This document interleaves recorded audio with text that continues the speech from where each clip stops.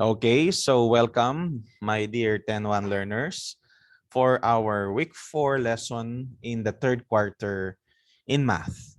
So for the fourth week, for today, we will be learning something about probability. We'll be learning about probability of the union of two events, simple and compound events, and of course, solve different problems involving probability. Okay, and so that's what we will be using today, and all I need from you is an active participation. Okay, so I guess we can already start. Last week, I already have presented to you this 52 standard deck of cards. Do you still remember this? Show me a reaction if you can still remember the standard deck of cards. What are in the standard deck of cards? Okay, very good.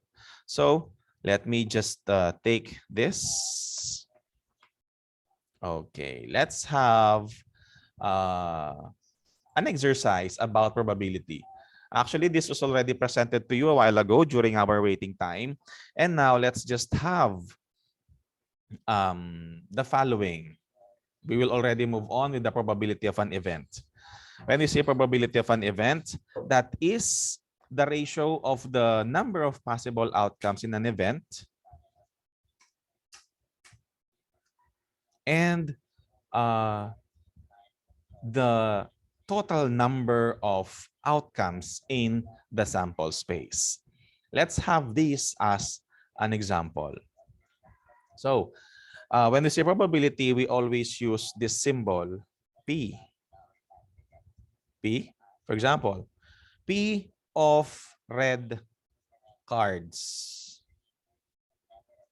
Yan. When we do this symbol, we mean we are getting the probability of all the red cards in the standard depth of cards. Okay? So, what is the probability of the red cards? This is just a simple probability. Okay, simple event. Okay, how many red cards are there in the 52 deck of cards? Kindly type your answer in the chat box. This is just a practice. This is just what do you call that? A refresher course before we move on to the compound events. Okay, very good. There are 13 reds. Okay. So as you can notice, there are 13 reds and 13 red diamonds. And these two are both or are all red cards. So therefore, 13 plus 13, that's 26. Okay, and what's the total? How many cards are there in all in our sample space? How many? What's the cardinality? Exactly, that's 52. Very good. And after that, we just have to simplify this. What's the answer? 26 over 52 is what? Express it in simplest form. What's the lowest term of 26 over 52? That is 1/2. Correct. They are both divisible by 26. So therefore, this is equal to 1/2. So therefore, there is a 50%, if you will express this in percentage, there is a 50% probability that you will get a red card from the 52 deck of cards. Okay? Show me a reaction if that's clear to you.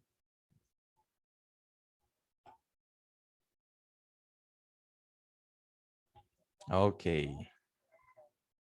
Very good. Next, what about this? We also, please be aware that there are also this called number cards. Let's see.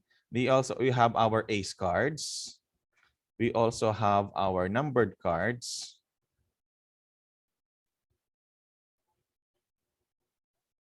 And we also have the face cards. These are just examples. Now, let's identify the probability of the ace cards, numbered cards, and the face cards. So for the ace cards, how many or what is the probability that we will be choosing or picking an ace card from a standard deck of cards? Type your answer in the chat box, please. Type your answer in the chat box. There are 4 ace cards. That's correct. Over, the total is 52. So therefore, what's the simplest form of this? Okay, good. So therefore, that's 1 over 13. Correct. That's it. So there's a small chance that you will get an ace from the 52 deck of cards. Kasi 1 over 13 lang siya. But still, that's still okay, pero hindi masyado. What about, what's the probability of getting a numbered card from a standard 52 deck of cards? What are those numbered cards? The numbered cards are from 2 to 10. So for each shape or for each kind of card, there are 2, 3, 4, 5, 6, 7, 8, 9, 10. There are 9. Okay, so 9, and then there are 4. So that's 9, 18, 27, 36. 36 over 52. And the lowest term for this is, simplest form is 9 over 13. Correct. So therefore, there is a bigger probability that we will be able to pick a numbered card from a standard 52 deck of cards. Mas malaki-laki siya kasi 9 over 13 na siya. If you will express this in percentage, 9 divided by 56, divided by 13 times 100, this is equal to 69.2%. Oh, mas malaki siya. So there's a bigger chances, there's a bigger probability that we will be picking a numbered card. Okay? What's the probability of picking a face cards? Picking a face card. Sige nga. How many face cards are there? When we say face cards, these are those cards. The cards with faces, the jack, the queen, and the king. Okay. So how many? How many face cards are there in all? There are 12 because per card, per kind of card, there are 3 faces. 3 times 4, that's 12. So that's 12 over 52. And when you express it in lowest term, what's the answer?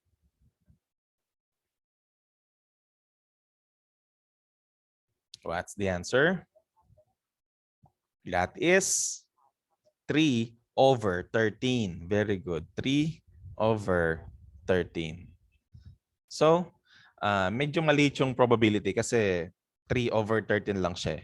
When we express that in percentage, that's 3 divided by 13 times 100. The answer will be 23%. So, medyo maliit siya. It's less than 1/4. So, mas maliit yung chance niya. Okay? That's it. What about?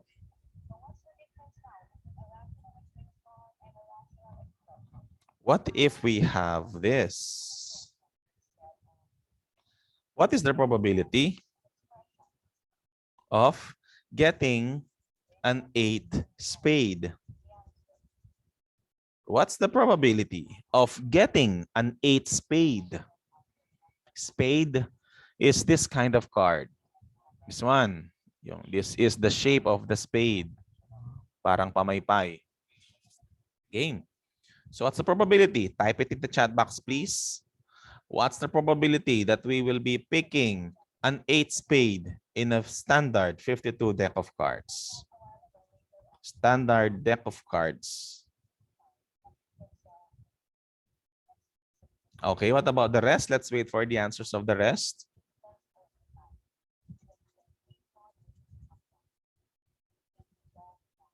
How many 8 spades are there ba in this deck of cards? How many 8 spades? There's only one. Ito lang yun, no? O yun, isa lang yun. So there's only one. Over how many? Over how many? 52. Well, that's it. And you cannot simplify this anymore. O, tapos na. Got it? Oh, what about this?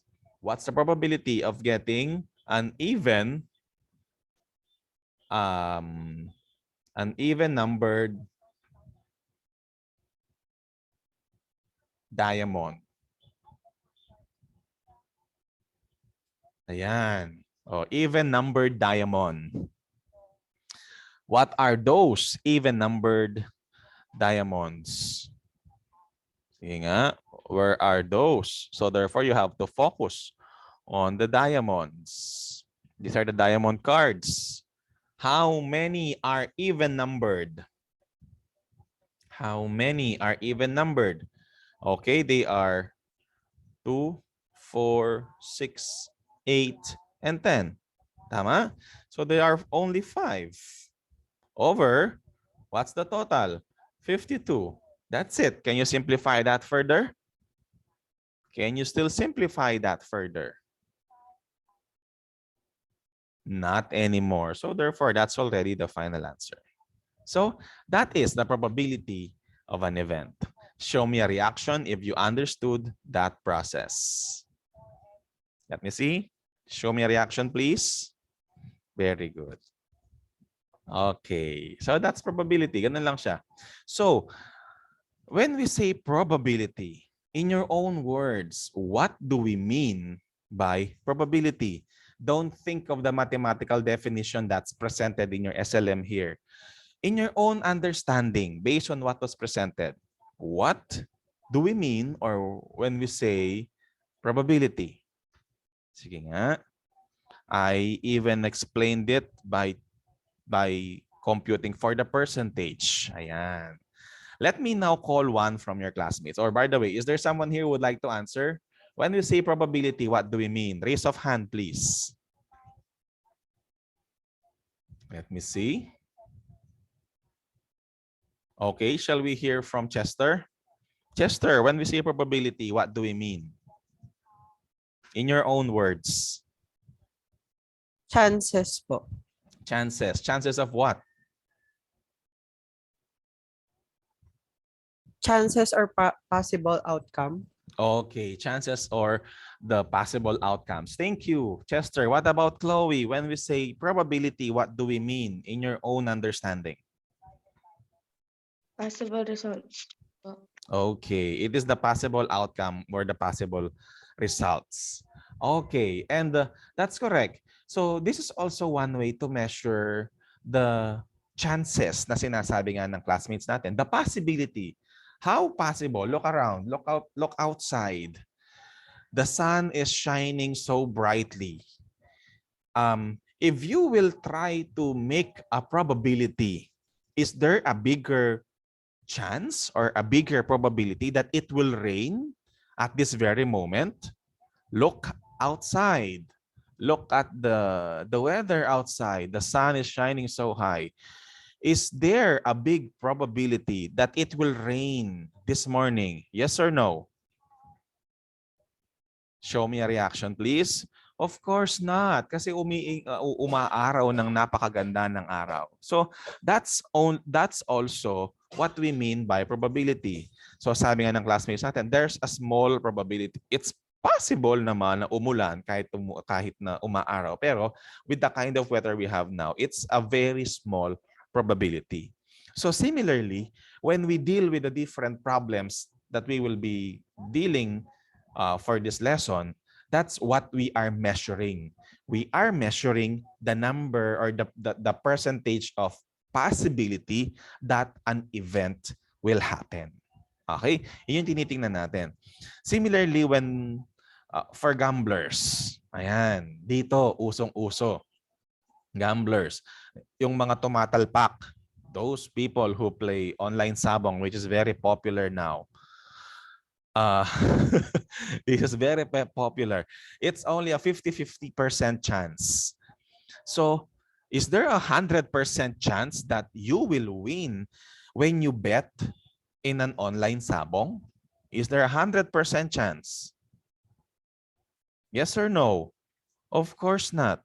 Kasi it's always a game of chance. Kasi hindi tayo sigurado kung ano bang mananalo sa mga manok na yon.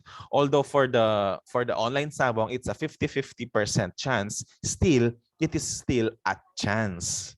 Hindi ka ganun kasigurado. Okay? Because even those with strong handlers and strong manoks still fail along the process. So this is the reason why we will now be learning probability, not only because of gambling, because that's what we should be avoiding, because it's just a game of chance, but as well as with the different decisions in life that we will be doing in the future. Okay? Now, uh, having learned from you that the probability of event is already clear to you, let's now move on with um, here, the probability of the complement of an event. Okay? So, for the probability of the complement of an event, it's just simple. Now that we already know how to get the probability, um, let's now learn the complement of an event. Probability of the complement of an event. Ibig sabihin, ano yung kukumpleto doon sa event na yon? For example, in here, the probability of the complement of an event. Of course, this is just very simple. This is denoted by this symbol.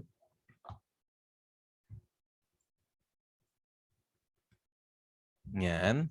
P of E prime. When we say E prime, the apostrophe is called prime, no? P of E prime is equal to 1 minus P of E.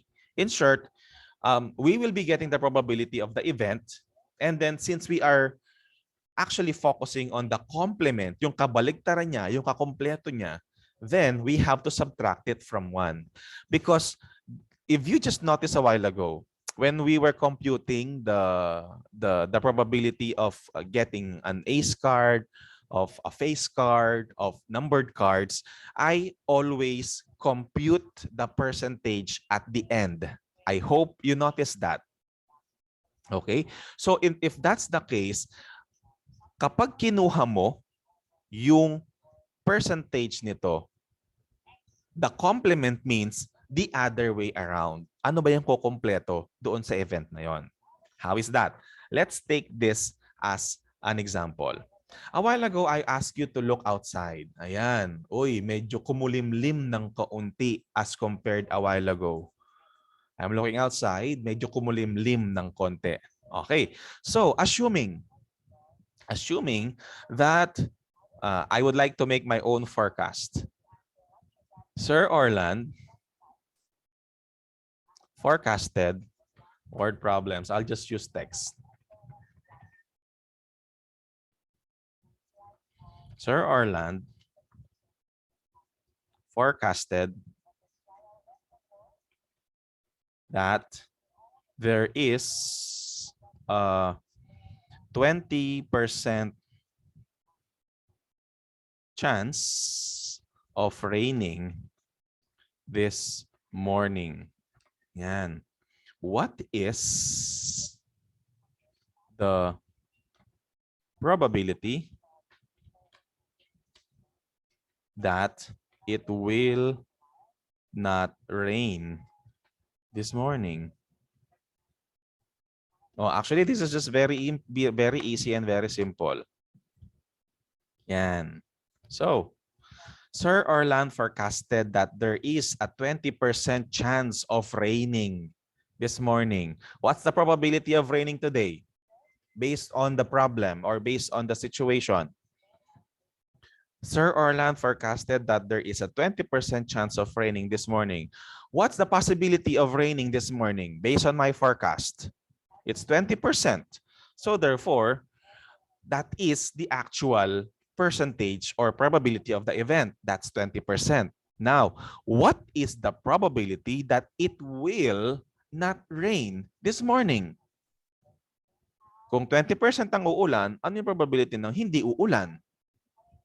That is 80%. Very good. That's it.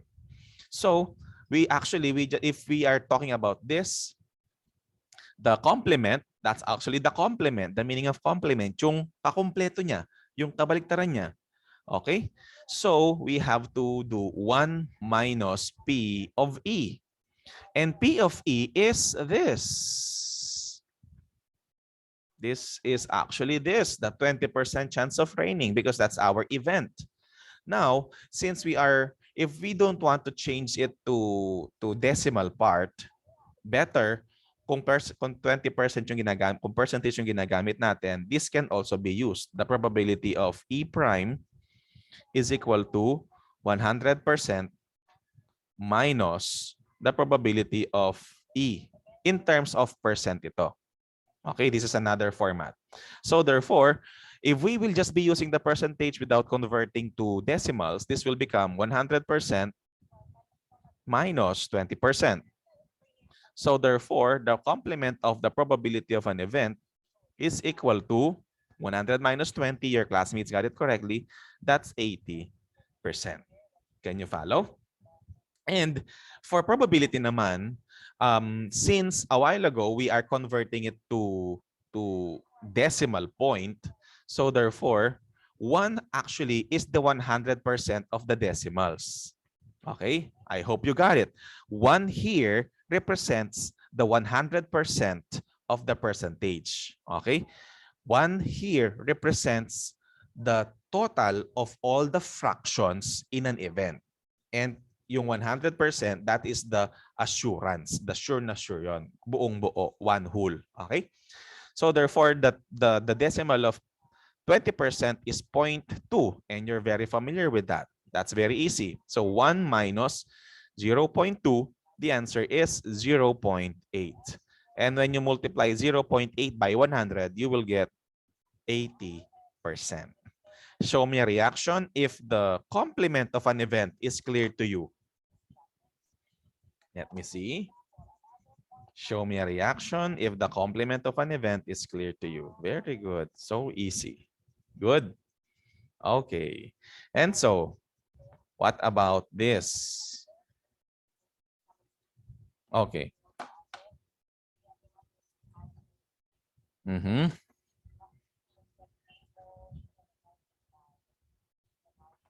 Okay. Let's try this. When I toss a coin, I got 1/2 probability of getting a head.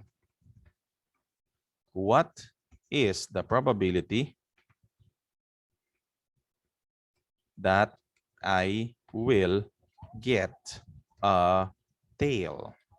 Yan. Go. What's the answer? When I toss a coin, I got 1/2 probability of getting a head. What's the probability that I will get a tail? Type the answer in the chat box. Okay, very good. So 1/2 or 50% chance. That's correct. So that is actually 1 minus 1/2, and that is 1/2. And 1/2 can be expressed to 50%. Very good. So that's the probability of the complement of an event. Got it? Show me a reaction if that's clear. Very good. Okay, now this is about to end. Kindly come back again for the continuation. Okay?